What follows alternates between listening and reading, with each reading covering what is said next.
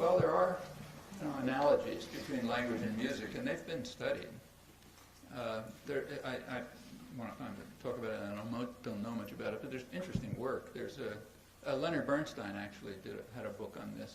I forget what it's called, but it was the Charles Eliot Norton lectures that he gave at Harvard about 20 years ago or so, which he tried to develop analogies between language and music. There were various people who were dissatisfied with the way he did it and tried other ways.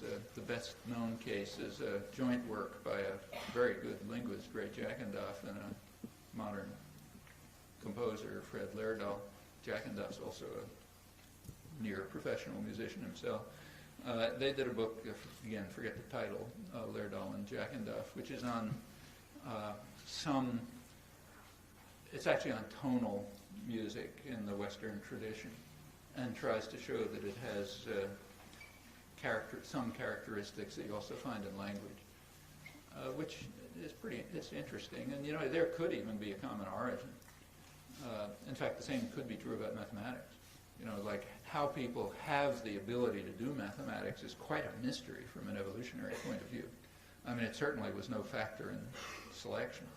Like, in hunter-gatherer societies, you didn't have more children if you could prove theorems about prime numbers or something like that.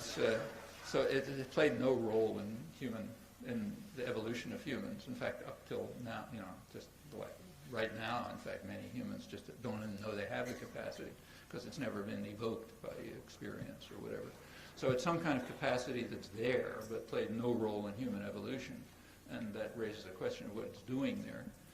And one, speculation that's been around is it's some kind of abstraction from the language faculty, that it takes some of the properties of the language faculty, throws out a lot of others, and then you get arithmetic, let's say, which is not so crazy. As I mentioned, this property of discrete infinity is realized very sharply in arithmetic, and it's true of natural language, and you could conceive of the idea that maybe it's just there because you throw away the rest of the language faculty and you keep this.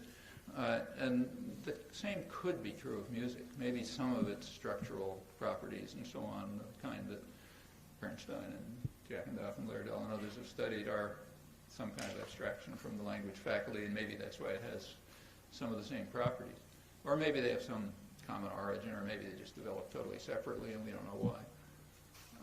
It's